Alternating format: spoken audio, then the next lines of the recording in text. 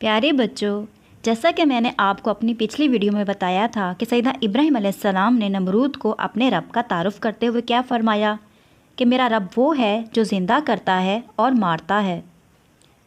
یہ سن کر نمرود نے کہا، میں بھی زندہ کرتا ہوں اور مارتا ہوں۔ یہ کہہ کر اس نے اپنی بات اس طرح ثابت کی کہ سزائے موت کے 2 قیدیوں کو لانے کا حکم دیا، پھر بولا، ایک کو میں چھوڑتا ہوں، دوسرے کے قتل کا حکم دیتا ہوں۔ گویا ایک کو میں نے زندہ کر دیا، دوسرے کو مار دیا۔ یہ اس کا بہت فضول جواب تھا۔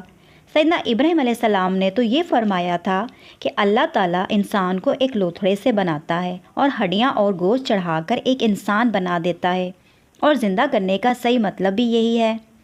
اب سیدنا ابراہیم علیہ السلام نے اس کے جواب میں فرمایا، میرا رب وہ ہے جو سورج کو مشرق سے طلوع کرتا ہے۔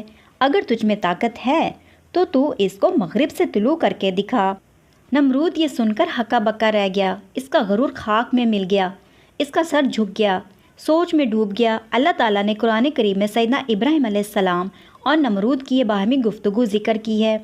پھر جب سیدنا ابراہیم علیہ السلام نے محسوس کر لیا کہ یہ قوم سرکشی سے باز نہیں آئے گی، تب انہوں نے اس قوم کو چھوڑنے کا فیصلہ کر لیا اور ان کو مخاطب کر کے کہا، میں تو تمہیں بھی اور جن جن کو تم اللہ کے سوا پکارتے ہو انہیں بھی سب کو چھوڑ رہا ہوں، صرف اپنے پروردگار کو پکارتا رہوں گا۔ مجھے یقین ہے کہ میں اپنے پروردگار سے دعا مانگنے میں محروم نہ رہوں گا۔ چنانچہ سیدنا ابراہیم علیہ السلام نے بابل سے شام کی طرف ہجرت فرمائی۔ آپ کے ساتھ آپ کی بیوی سیدہ سارہ علیہ السلام اور آپ کے بھتیجے سیدنا لوط علیہ السلام تھے۔ وہاں آپ کی ملاقات شام کے بادشاہ سے ہوئی۔ اس نے سیدہ سارہ علیہ السلام کی خدمت کے لیے ہاجرہ نامی ایک کنیز تحفے میں دی۔ سیدہ سارہ علیہ السلام کے ہاں کوئی اولاد نہیں تھی۔ جب کافی مدت تک ان کے ہاں اولاد نہ ہوئی تو انہوں نے خود ہی سیدنا ابراہیم علیہ السلام سے عرض کی کہ ہاجرہ سے شادی کر لیں، شاید اللہ تعالیٰ ان سے کوئی اولاد عطا فرما دے۔ ابراہیم علیہ السلام نے سیدہ ہاجرہ علیہ السلام سے شادی کر لی۔ ان کو اللہ تعالیٰ نے خوبصورت بیٹا عطا کیا جس کا نام اسماعیل رکھا گیا۔ سیدنا اسماعیل علیہ السلام ابھی دودھ پینے کی عمر میں تھے کہ اللہ تعالیٰ نے سیدنا ابراہیم علیہ السلام کو حکم فرمایا کہ اپنی بیوی اور بچے کو مکہ کی سرزمین میں چھوڑ آؤ۔ اس زمانے میں وہ جگہ بالکل بے آباد تھی، وہاں کسی انسان کا نام و نشان تک نہ تھا۔ سیدنا ابراہیم علیہ السلام نے اللہ تعالیٰ کا حکم مانا، اپنی بیوی اور بیٹے سیدنا اسماعیل علیہ السلام کے ساتھ مکہ پہنچے۔ ان دونوں کو اس مقام پر چھوڑا جہاں آج خانہ کعبہ ہے۔ ان کے پاس کچھ پانی اور چند کھجوریں تھیں۔ اس حالت میں انہیں وہاں چھوڑ کر واپس روانہ ہوئے۔ اس وقت سیدہ ہاجر علیہ السلام نے ان کے پیچھے آ کر پوچھا، کیا آپ ہمیں اس بنجر سرزمین میں تنہا چھوڑے جا رہے ہیں؟ سیدنا ابراہیم علیہ السلام نے کوئی جواب نہ دیا۔ سیدہ ہاجر علیہ السلام کچھ اور قدم آپ کی طرف چلیں اور پھر پوچھا، آپ کہاں جا رہے ہیں؟ یہاں پانی ہے، نہ کوئی نباتات، کوئی حیوان ہے، نہ انسان، آپ ہمیں کس لیے چھوڑے جا رہے ہیں؟ اس مرتبہ بھی انہوں نے کوئی جواب نہ دیا۔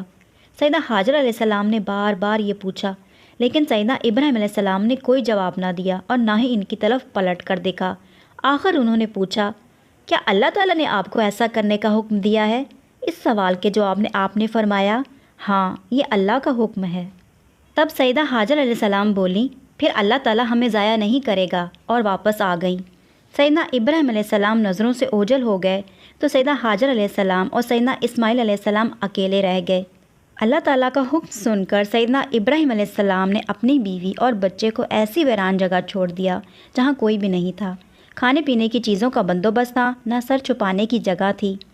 اللہ کے حکم کی تعمیل اسی طرح ہوتی ہے۔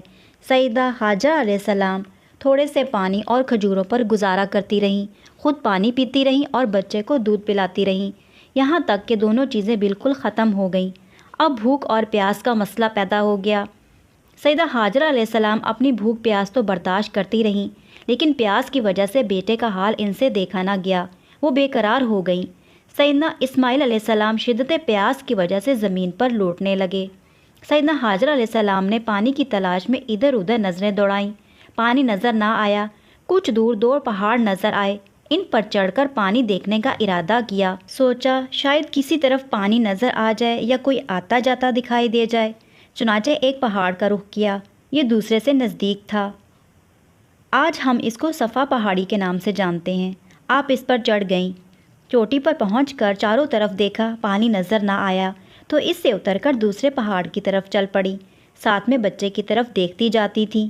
درمیان میں نشیبی جگہ تھی، وہاں پہنچی تو بچہ نظر نہ آیا، لہٰذا اس نشیبی جگہ کو دوڑ کر عبور کیا اور دوسرے پہاڑ یعنی مروہ پر جا چڑھی۔ چاروں طرف دیکھا، پانی نظر نہ آیا۔ اب یہ مروہ سے اتر کر پھر صفا پر پہنچی۔ اس طرح ادھر سے ادھر اور ادھر سے ادھر آتی گئیں۔ آپ نے 7 چکر لگا ڈالے۔ اللہ تعالیٰ کو ان کی یہ ادا اس قدر بھائی کہ رہتی دنیا تک حج اور عمرہ کرنے والوں کے لیے صفا اور مروہ کے 7 چکر مقرر فرما دیے۔ 7 چکر لگانے کے بعد انہیں ایک آواز سنائی دی۔ انہوں نے مکمل خاموشی سے آواز کی طرف کان لگا دیے۔ آواز اب بھی سنائی دے رہی تھی۔ سیدنا حاجر علیہ السلام نے کہا کہ تمہاری آواز میں نے سنی، اگر تم میری کوئی مدد کر سکتے ہو تو کرو۔ آواز اسی طرف سے آئی تھی جہاں ان کا بچہ موجود تھا۔ وہاں انہوں نے ایک فرشتے کو دیکھا۔ فرشتے نے اپنا پیر زمین پر مارا، جس کے نتیجے میں وہاں سے پانی پھوٹ پڑا۔ سیدہ حاجر علیہ السلام دوڑ کر وہاں پہنچی۔ پانی دیکھ کر انہیں اپنی آنکھوں پر یقین نہ آیا۔ جلدی جلدی چلو سے پانی لے کر بچے کو پلانے لگیں، پھر خود پیا۔ پاس جو برتن تھے وہ بھی بھر لیے۔ پانی پیتے ہی ان کے تن میں زندگی کی لہر دوڑ گئی۔ پیارے بچوں، یہ جو پانی پھوٹا تھا آج تک جاری ہے۔ ہم آج اس کو آب زمزم کہتے ہیں۔ یہ پانی اللہ تعالیٰ کی طرف سے ان کے لیے ایک تحفہ تھا۔ پانی جب چاروں طرف پھیلنے لگا تو سیدہ حاجرہ علیہ السلام گھبرا گئیں۔ انہوں نے کہا زمزم، اس کا مطلب یہ ہے رک جا، رک جا۔ پھر انہوں نے پانی کے ارد گرد پتھروں کی باڑ بنا دی تاکہ پانی وہاں جمع رہے۔ سیدنا عبداللہ بن عباس رضی اللہ تعالیٰ عنہ بیان کرتے ہیں کہ نبی کریم صلی اللہ علیہ وآلہ وسلم نے فرمایا، اللہ تعالیٰ اسماعیل علیہ السلام پر رحم فرمائے، اگر انہوں نے زمزم کو ایسے ہی چھوڑ دیا ہوتا تو زمزم ایک بہتے ہوئے چشمے کی صورت میں ہوتا۔